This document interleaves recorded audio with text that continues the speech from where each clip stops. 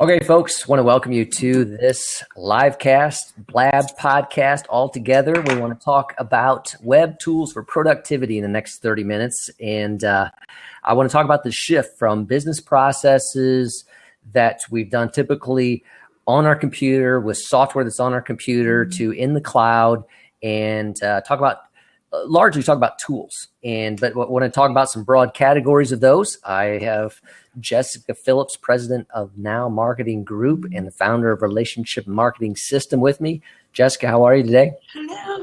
Good. How are you, Mike? I'm doing well, thank you. And I've got Donna Gilliland from Alabama and Most Training with me. Donna, good morning to you. Good morning from the deep South. All right. Hey, guys, I want to thank you for taking the time to be with me today. And you know our topic here. We've dove into that a little bit. Let me just set the framework a little bit more as we get started here. Software continues to evolve at a rapid pace. Donna, you're involved with a lot of training on software, and you've seen those shifts evolve. So that's why you're here. And Jessica, your business is an agency that works with a lot of software tools that are online, web-based cloud tools, HubSpot and more. We'll get into those. So you got a lot to bring to the table. But I mean, you know what we used to have to do with CDs. Remember those days of you got a pack of 5 CDs and you had to install it on your computer? Yeah. Yep. That was those were the days, and I'm glad those days aren't there anymore. What we used to do with all that, but we don't have to do, but it's shifted. So now we can do things, online, and our tools are in the cloud. And I'd like to just talk about how that dives into business productivity and, what it means, and some of our go-to tools, some of the things you've done or you use on a regular basis. So does that sound good, you guys? Yep. Sounds good. Does. All right. We've got the audience out there. We've got a few people coming in. So folks, stick in there. And if you have some questions, make sure you put them in the sidebar, and we'll try to cover those along the way. Now, the first category that I want to talk about is social media marketing tools. Now this one, I'll acknowledge, didn't really start off with software on the computer, largely just because of the time frame. I mean, it's flown out in the last 5 years, and so a lot of these were already web-based to begin with, but handling social media marketing. So, what are your go-to tools, and how does that work for you with social media marketing tools? Jessica, you want to start off? Yeah, sure. I'm a huge fan of social tools that allow you to kind of work smarter, where you can schedule, listen, and engage, especially with us. We have multiple social media channels that we manage for not only ourselves, but with clients, and you just can't be everywhere all the time, but you need to be with social media active listeners at all times. So some of the tools that we use for design is like Canva to make those pretty social media photos and things like that, which we're huge fans of, always talking about Canva. I haven't found one social media tool for like monitoring and listening that's like all encompassing that handles what we need, but I have a lot of favorites for specific reasons. So I love Sprout Social for their reporting. And I love Post Planner for content curation and for ideas and for like repeat scheduling. I love Twitter feed for auto pushing, like your URLs or your RSS feeds, and things that you would be comfortable with, like retweeting and that kind of things to feed in. And I love HubSpot for following and seeing how that relates to your bottom line, like when you're getting all the mentions online and how that translates into actually getting results from it. So measuring my ROI. So those are some of my go-to favorites, but I've used some others out there, which I'm sure you guys will talk about, that I love too. And I also love TabSite, Mike, for running social media contests. So that's our go-to for social media contests. All right. Yep. Donna, how about you? What's the go-to in the social media space for you? And I do have go-tos, and as everyone knows, it's in this space, of social media. The tools just seem to be endless, and there's so much to work with, and it's hard to choose sometimes. But from a productivity standpoint, You have to make a decision on which tools work best for you. And so I've made that choice among the many. And so for my go-to tools, I landed with Hootsuite. So that's become the mainstay for me when it comes to scheduling, because I'm one of those that once I get familiar with a platform, then I tend to stay with it because I don't have the time to move and learn another platform. So I use Hootsuite because I can pre-schedule posts, and I can choose to schedule and post to multiple other social media platforms. And then, of course, with the paid version of Hootsuite, you can bring on team members to help you with the social media effort. There are enhanced reporting tools as a result of the paid version. But I had operated a long time without the paid version and been just fine. Now, I do use Buffer, and I use Buffer to, one, help me scour the web to search for content, which I, of course, pre-read before I schedule. I always tell people, don't just schedule it out because it sounds good. Read it to see if it's going to be of value to your audience in the schedule. So I use it. Headlines are accurate. Right. So Buffer, that's one that I use. And then Canva, as was mentioned by Jessica. Wow. I just can't say enough about that platform, and anyone who uses it, where we all sing to the choir about that one, because I'm not a graphics person, and I don't have time to be a graphics person, and I don't always have the budget to hire a graphics person. So it helps me create those quick graphics easily. So those are some of the core ones that I work with. All right. Okay. And you guys have mentioned mine. Now, when I'm just looking at my browser tabs, I've only got 28 open right now, so I'm really streamlined this morning.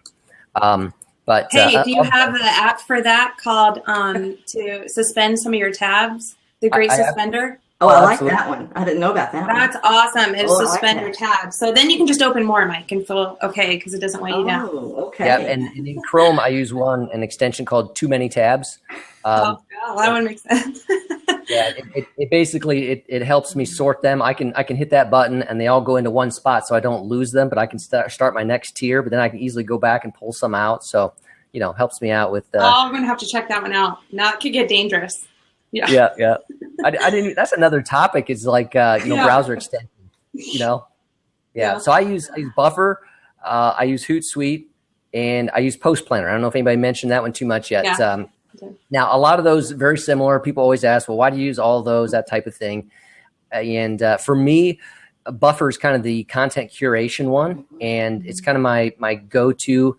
I do like it that you can, share to my LinkedIn profile and, Google Plus pages, those types of things. So it helps me in that regard. And I'll go drill down real detailed. I love the Buffer app for the iPad. That one is because I can sit and curate content. That's when I can do the double screen thing. Say I'm watching a football game or something like that. I can kind of scan on my iPad and read articles and just easily, a couple touches there, schedule them. So I love that. Hootsuite I use mainly for monitoring. For me, that's just kind of my dashboard tool. And then Post Planner, similar to you, Jessica. For me, it's the content curation. When I'm looking for engaging content, they pull in Instagram images now. I also use that for my evergreen content. So meaning things that I have found of value over time that I want to go out, more than once. I can set up on a recurring basis in Post Planner. So I like the evergreen nature of that to get them out, once every 2 weeks or something like that over the course of time. That one really helps me with that. And of course, I use TabSite as well. But those are the social media kind of marketing ones that are key for me. You guys mentioned Canva. I use that as well. I actually want to go into a image category because that's been a big change in business productivity. But before we do that, why don't we dive into the kind of an office suite of utilities? Okay, so when I think of office suite, you think of the Microsoft Office products and what we used to do online with those. Donna, I saw you just posted a question about, are you using Office 2010 or Office 2013? Donna, I was in 2007. Okay. But because those have shifted a lot. Maybe that's why I was 2007, because I don't even use them very much anymore. So, I went to, and let's start on that. So, and I'm talking about things for word processing, spreadsheets, presentations. Let's even go into storage there. Okay. So, Sure. Jessica, your company is a Google app driven, right? So that's a starting point. Yeah.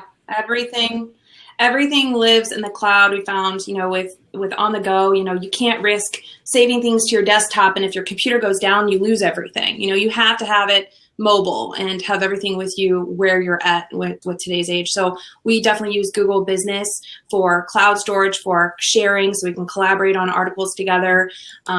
We use it integrated because it integrates with everything else that we're doing as well. So we use Podio. It's a Citrix product for like project management, and tickers off with our accounting software, which I know that's a whole other subject, but FreshBooks. Get there. Where it's all integrated seamlessly together. So we're able to kind of build our own specific company management tools, basically from merging these apps together, and it works seamlessly together. So Google Drive for spreadsheets, for cloud storage, for writing articles, Podio for being able to customize apps and workflows that integrate with tickering off to where Drive needs to take you. And then for presentations, PowerPoint's kind of dead to me. That's one of the Office products too.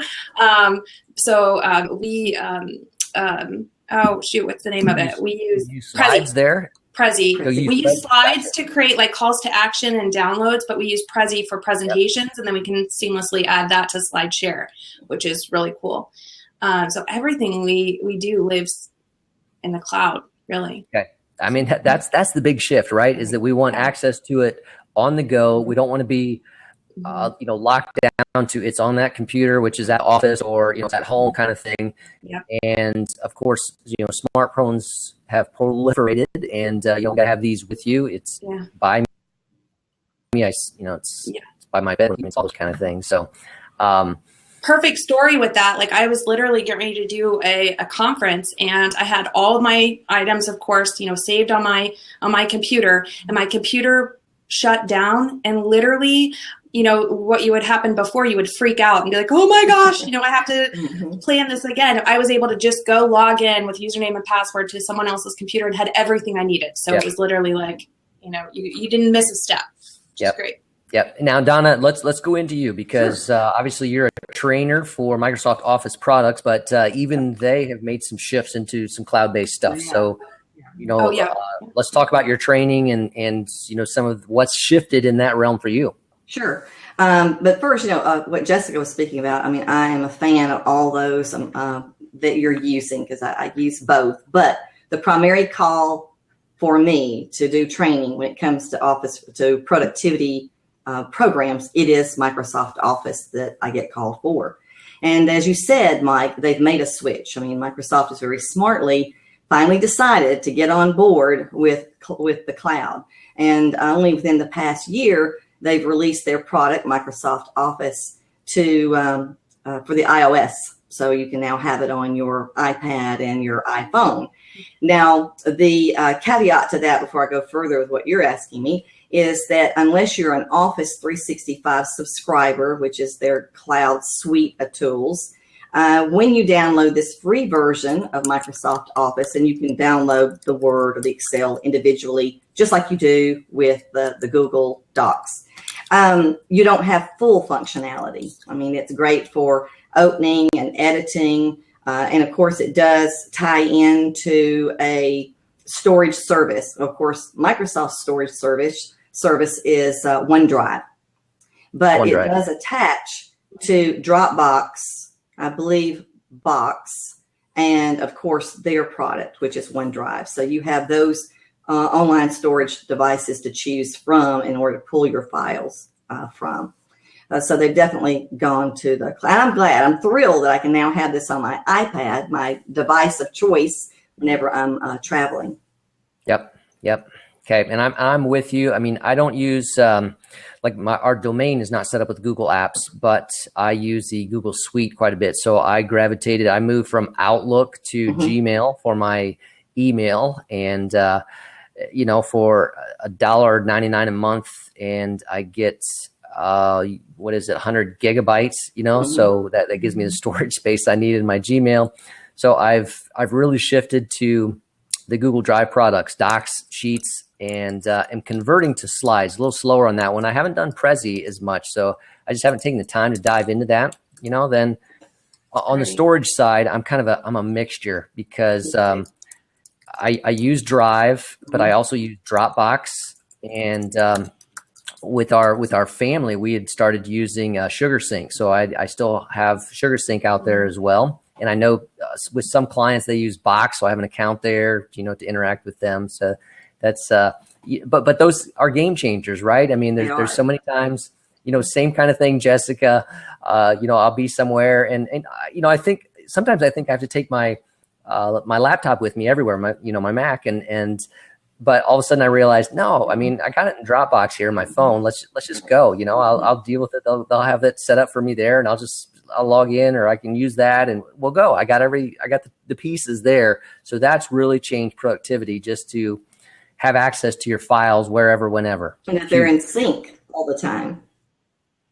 Yeah, and LastPass. Exactly. I'm glad you brought that your one up. passwords That's a good too, one, Jessica. Which is great. Now, my company actually runs on Google Domain. Then you can, so I go back and forth between Microsoft and Google, but my web domain and email actually runs on Gmail. It runs on the Google Apps domain.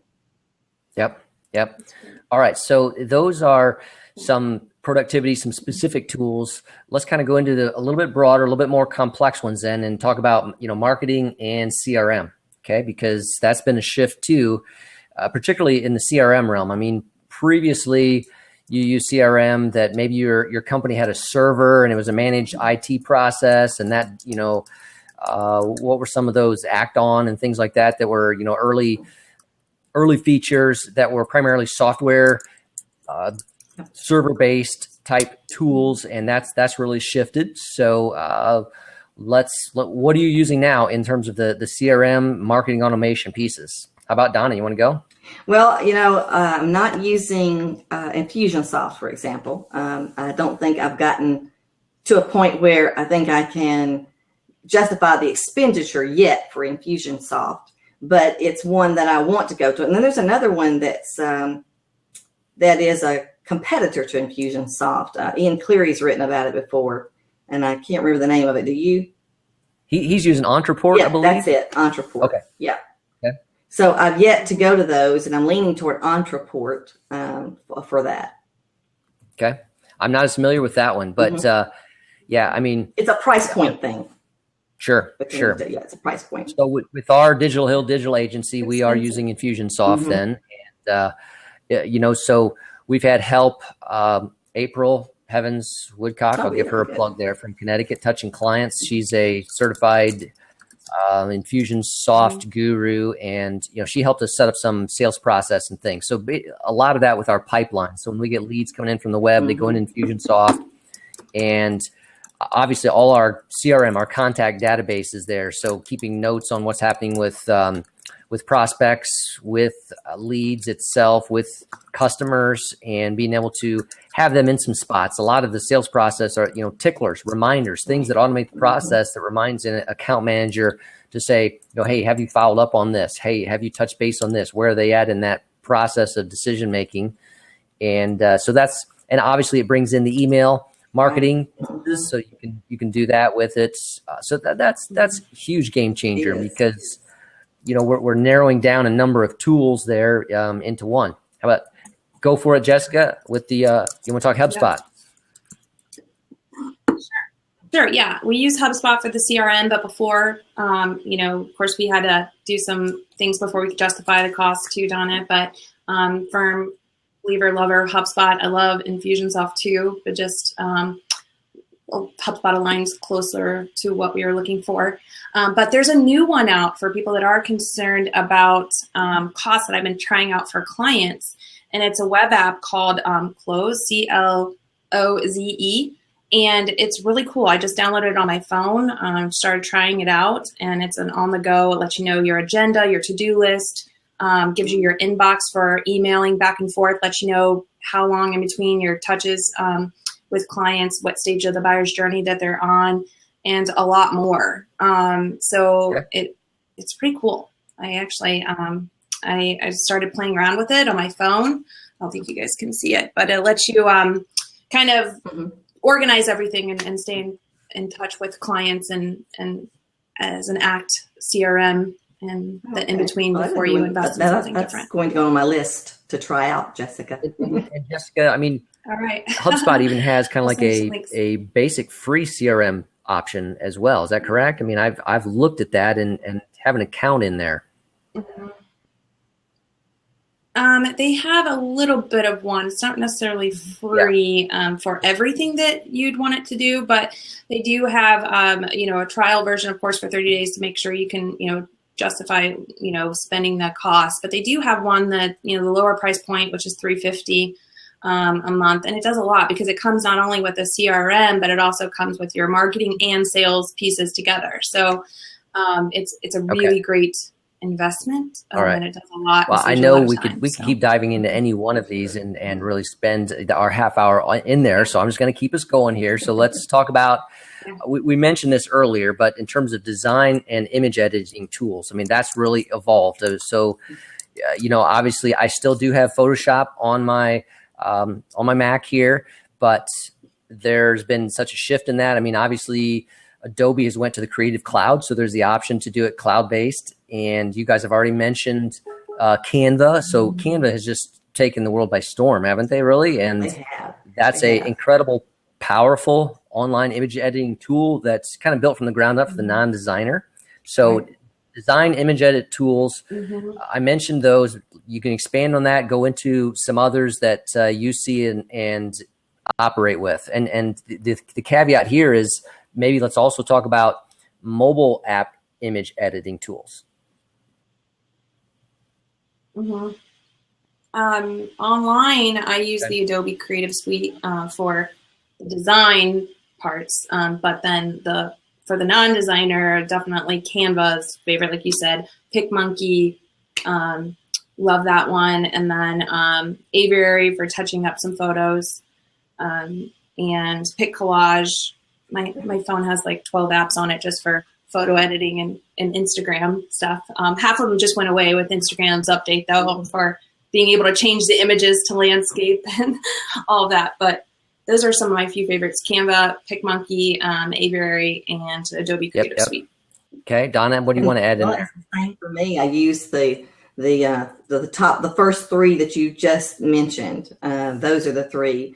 I don't use Photoshop. I haven't used that in a long time. But those are the same three that I use. And I need to branch out, but like we talked early on, you get so overwhelmed with the tools and trying to decide, which ones are best. But then sometimes it takes more than one tool. I mean, just like in a toolbox, we don't have one tool to do everything. So quite often we do have to have multiple tools that do similar things, like the photo editing, for example, like Jessica was talking about. Yep. So PicMonkey is another good one that's online. I do use Aviary on my phone, and there's some that are very specific that helps you customize Instagram images, as you mentioned, Jessica. So a lot of those are used, but that's been a big shift. I think Canva has really changed the game that way. That we don't need to all be Photoshop experts, thankfully, and but for me, it's been habit. So I'm still, using that quite a bit, but design image edit tools, amazed at the power you have on your phone in that regard. And yet even, web-based tools that what you can do with those, just outstanding. Now, how about have you tried Canva for work, Mike? I do. That's awesome. It allows you to collaborate together and resize your social photos. You'll have to check it out. Canva for work. It just rolled out. I know they keep innovating and incredible stuff there. We touched on this a little bit earlier. I mean, all these overlap because we're trying to narrow down some tools and we're trying to fit tools together, how they work together for us. So let's go into accounting and bookkeeping tools. I'll say that our digital agency is using QuickBooks Online. And I will also say that for my nonprofit, I just started a nonprofit. I have to tell you guys about it. iGiveGlobal.org. So a little plug there, and I'll tell you more about it some other time. But for my nonprofit, I use Wave App. Have you guys heard of Wave App? Okay. No, it's new for me. Yeah. Think of it as a streamlined version of QuickBooks Online that is, so it's all cloud-based, and I'm totally free. It's the free version. They have some. Oh, that's great. They have ads on the sidebar, and they also, if you want to use their credit card, to receive payments via credit card payments, then they would earn a transaction fee right there.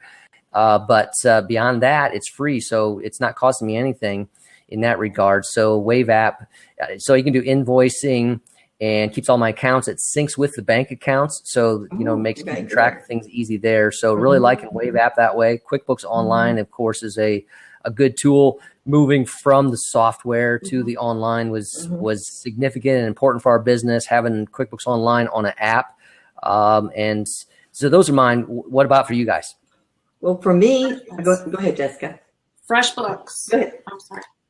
I'm sorry. I was going to say FreshBooks. I was QuickBooks Online too, and but I wanted clients to be able to log in and see their invoices and be able to download them and make payments and set up reoccurring profile charges. So we switched to FreshBooks. It allows them to have their own username, password, reset it, see their invoices, pay it, set up automatic payments, reoccurring. It has the processor in there, syncs with the bank, like you said. You can set up reoccurring items on there, and then you can also add in contractors. So they have their own portion in there and can invoice you for their time, and then you set up the payment back to them, which is great. And it has its mobile app as well. I use QuickBooks Online as well. And FreshBooks I haven't used. It has some of the same features. FreshBook may be less expensive per month, perhaps, than QuickBooks Online. That's what I use for the company. However, I would be interested in knowing more about. Is it Wave, Mike? Is that what you said? Wave, as in WAVE? Like at the beach, you got Waves. So Wave app. Yeah, Wave Apps is with an S on it is the domain, and I stuck that in the notes here. I'll make sure that's in our show notes. So since you're using that briefly, since you're using that and you also use QuickBooks Online, how would you say it compares in terms of those core things that any of us who are doing bookkeeping need to do?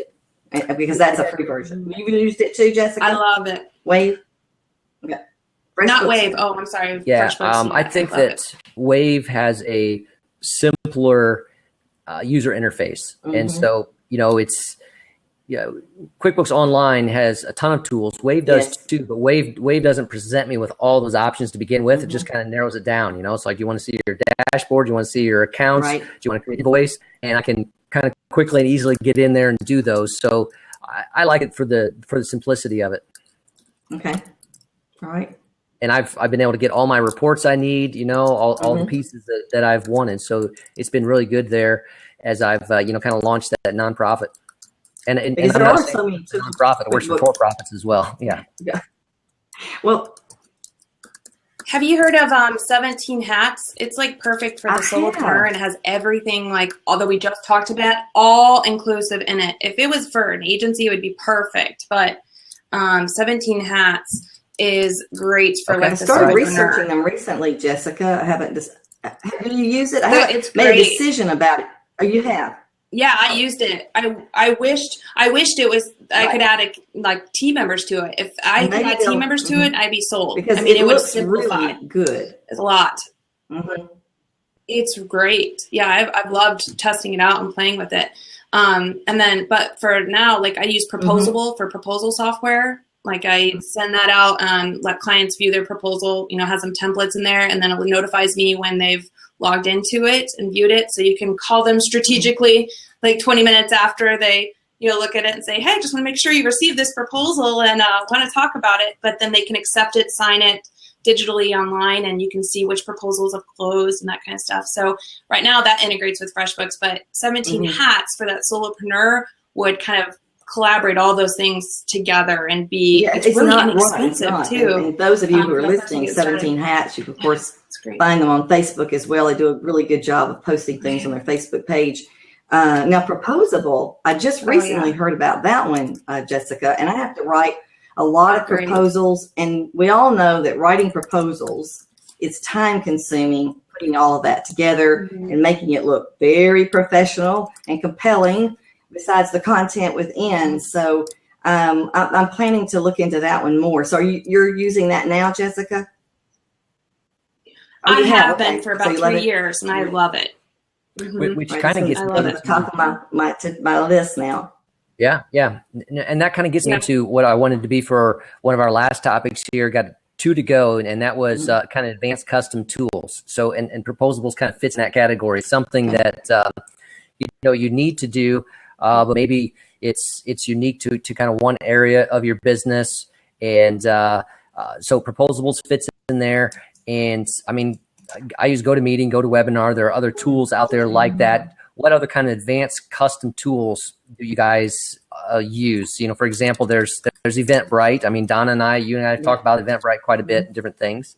And on the more advanced side, I mean, that's where some tools still don't fit everybody's needs. And that's one of the areas where our digital health agency kind of comes involved. Like, we just build a kind of a advanced Eventbrite customized for the financial services industry for a client in Chicago, and it's called Register Connect. And so it's financial advisors are often trying to have events, and they want to get people to them to talk about, a 401k options and, what investments and those types of things. And so Register Connect was, think of it as a, customized online version of Eventbrite, just that financial services industry. It ties in some of their pieces there. So, there's that level that's Eventbrite, and then there's that level where you need to outsource it and have someone build you something. But do you have others that Proposables you mentioned?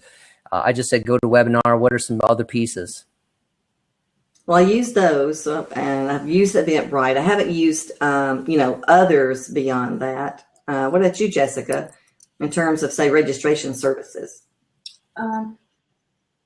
Registration services. I have not used Eventbrite, although it looks amazing. But I have used not really much for registration for events. We've just really custom built our own for the most part. We have used for like forms itself. I'm trying to remember the name of it.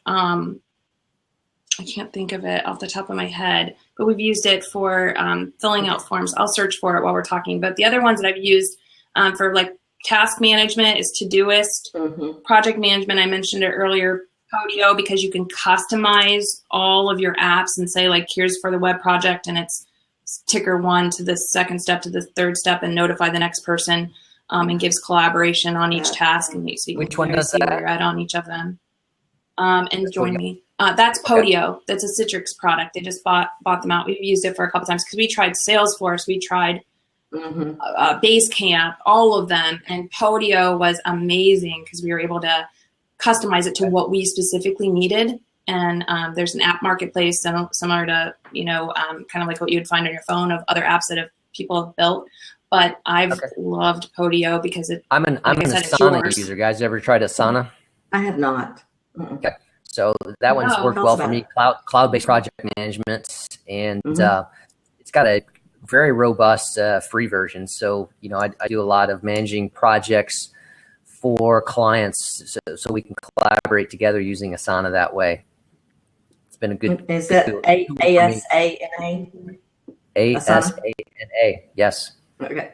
I've used Basecamp, but I don't really care for it's not robust enough. But then I used to use Microsoft Project for Windows, and that's very high scale, and I don't need that. I think a lot of entrepreneurs don't need that. Plus, the price point on that tool is so high, where so many of these others will do the same thing. So I'm glad to hear about these couple, because Basecamp, when you compare Basecamp to Podio, Jessica, is it just like light years ahead from what Basecamp offers? Yeah. Oh, yeah. Feature rich. Oh, yes. Yeah, it's feature rich, but it's simple too. So it wasn't as overwhelming as Salesforce. Although Salesforce is great, but we wanted to customize things without having to pay every time you customize something. You What's can the price customize it on your own. Does it vary or? We got locked in early on because we've been using it for a couple of years. But I think it's right around $20 a user a month, but they have like an annual cost that you can get price break. Yeah. So I remember the name of the form, collection Jot form. It's free for up to 100 people. per month for registration, and it's really easy to customize, and it has a web and an app love version easy as to well. customize. Less time. Jot form. All right. Yeah.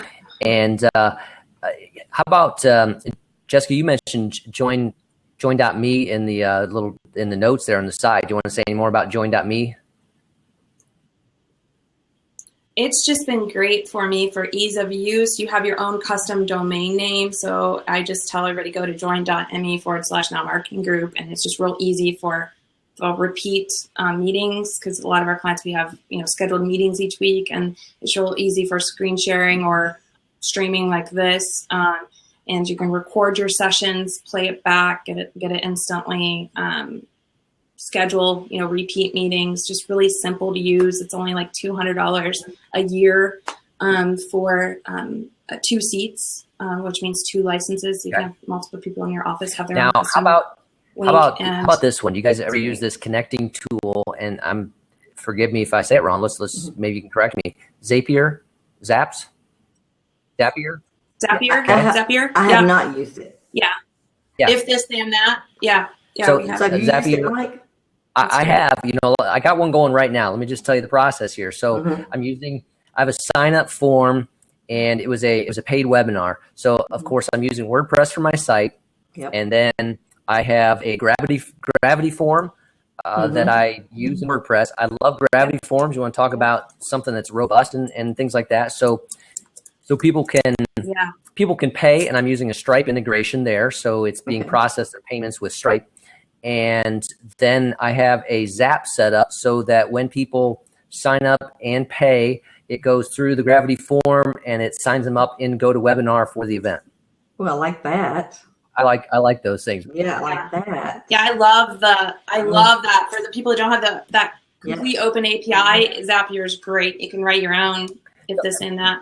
Yeah, you can go a little crazy. Absolutely, but it just replace you by the end of the day. Just keep doing it. so you think of all those moving parts going on there. So WordPress gave me some tools. Gravity Form integrations within WordPress helped me make that happen. Gravity Forms has a Stripe integration, and then I can use Zapier there and make that connection to GoToWebinar. Boom. I love all those pieces. That's productivity. Yeah. And again, I can tell easily where my signups are coming from and what's happening there. So that's what it's about here today. I mean, business is changing, and we can do these processes online. It just it takes these kind of conversations. You guys have opened me up to some new tools today, and me too. I'm going to try to summarize these pieces. This has been great, and make sure these notes are available to everyone here shortly. So stay with me. So for those of you attending live here, this is going to be at halftimemike.com, and I'm going to try to take the post live tomorrow with the kind of summary of these pieces. So if you go to halftimemike.com tomorrow, that's going to be Thursday, then we'll have these notes here live, and you can come over to my Facebook page too, Mike Gingerich, facebook.com/MikeGDigital, or MikeGingerich.com. And maybe while I'm talking, Jesse, you wouldn't mind sticking that in the notes there anyway. I'll have this posted then so we can summarize all these pieces. But that's it. I just don't want to spend more of your time out here. I know you guys got some things to move on to, but some great tools, some great features here. And again, this is just about trying to advance your business, finding ways to be productive. And I think that's going to involve, shifting more things to the cloud. So with that, I want to thank you guys. Jessica, thank you. And Donna, thank you for being with me here today to talk about this. Thank you. It's been great. Now we can all go and be productive. Thank you. More productive. There we go. Take it and run on. All right, guys. This is it. This is Mike with the Halftime Mike live cast now. You guys take care. Have a great day. Bye, guys.